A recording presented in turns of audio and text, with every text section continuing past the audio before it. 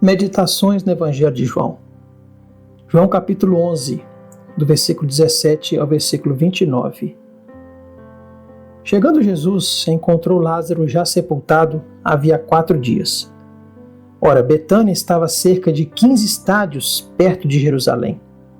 Muitos dentre os judeus tinham vindo ter com Marta e Maria para as consolar a respeito de seu irmão.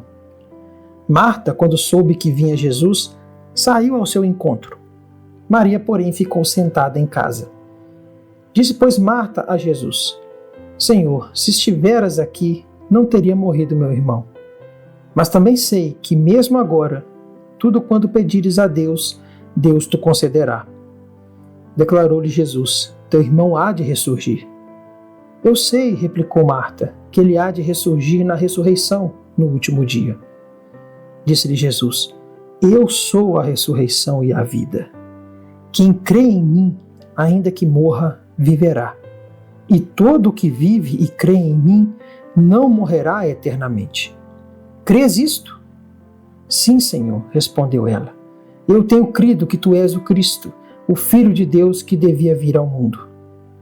Tendo dito isto, retirou-se e chamou Maria, sua irmã, e lhe disse em particular: O Mestre chegou e te chama.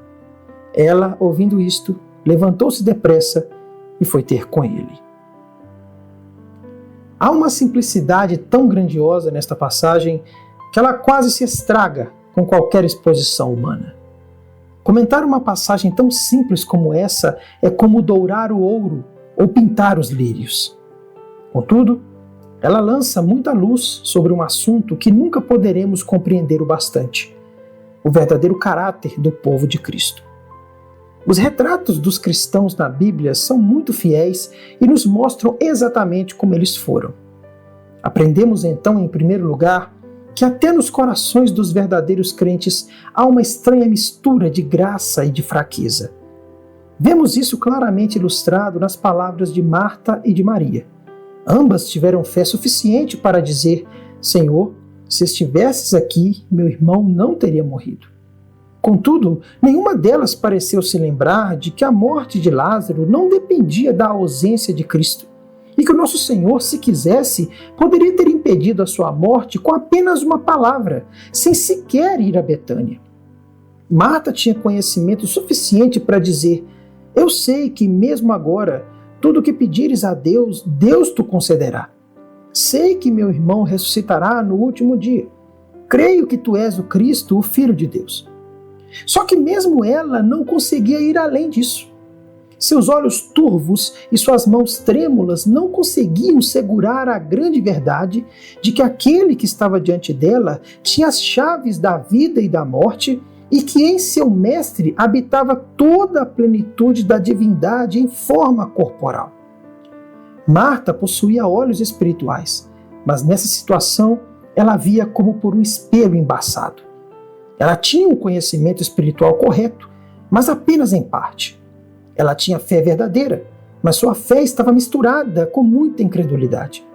Ainda assim, tanto Marta como Maria eram filhas genuínas de Deus e verdadeiras cristãs. Essas coisas estão graciosamente escritas para o nosso aprendizado. É bom lembrarmos o que os verdadeiros cristãos realmente são. Muitos e grandes são os erros em que as pessoas caem ao formar uma falsa ideia do caráter cristão. Muitos são os juízos amargos que lançam contra si mesmos por esperarem encontrar em seus corações aquilo que não pode ser encontrado deste lado do céu. Portanto, firmemos em nossas mentes que os santos na terra não são anjos perfeitos. São apenas pecadores convertidos.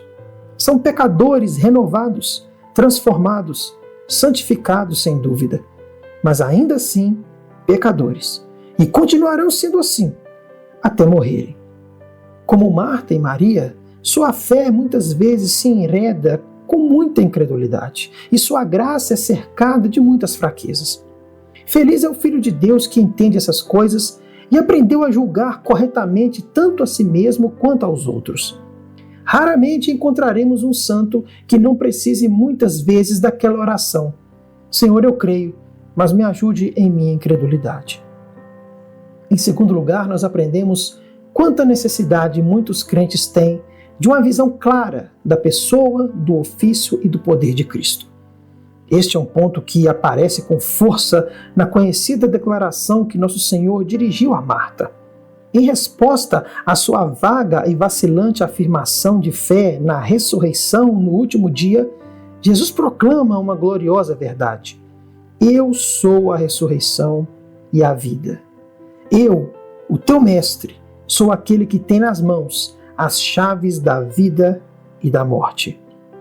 Dito isto, Jesus então insiste novamente naquela antiga lição que Marta, sem dúvida, já ouvira muitas vezes, mas nunca compreendera plenamente. Quem crê em mim, ainda que morra, viverá.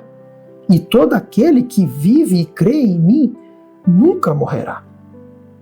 Há aqui algo que merece uma atenta consideração de todos os verdadeiros cristãos. Muitos se queixam de não sentir consolo em sua religião. Não experimentam a paz interior que desejam. Pois saibam que muitas vezes a causa de todas as suas perplexidades está em suas visões vagas e indefinidas de Cristo. Eles precisam procurar enxergar com mais clareza o grande objeto sobre o qual a sua fé repousa. Eles precisam se apegar mais firmemente ao amor de Cristo e ao poder de Cristo para todos aqueles que nele creem, e às riquezas que Cristo já reservou a estes neste mundo. Muitos de nós somos tristemente parecidos com Marta. Um pouco de conhecimento geral de Cristo como o único Salvador é muitas vezes tudo que possuímos. Mas da plenitude que habita nele, da sua ressurreição, do seu sacerdócio, da sua intercessão, da sua compaixão infalível, pouco ou nada experimentamos. São coisas acerca das quais nosso Senhor poderia muito bem dizer a muitos de nós, assim como disse a Marta: você crê nisso? Devemos nos envergonhar de termos invocado o nome de Cristo por tanto tempo e ainda assim sabermos tão pouco a respeito dele. Com que direito nos admiramos de sentir tão pouco consolo em nosso cristianismo? Nosso conhecimento fraco e imperfeito de Cristo é a verdadeira razão da nossa falta de conforto. Que o tempo em que fomos alunos preguiçosos na escola de Cristo fique para trás. E que a partir de hoje sejamos mais diligentes em buscar conhecer a Cristo e o poder da sua ressurreição. Se os verdadeiros cristãos apenas se esforçarem, como diz Paulo, para compreender qual é a largura e o comprimento e a altura e a profundidade e conhecer o amor de Cristo que excede todo entendimento, ficariam maravilhados com as descobertas que fariam. Logo perceberiam como Agar, que há fontes de água perto deles, das quais não tinham conhecimento. Logo descobririam que há muito mais céu a ser desfrutado na terra do que jamais imaginaram possível. A raiz de uma religião feliz é um conhecimento claro, distinto e bem definido de Jesus Cristo.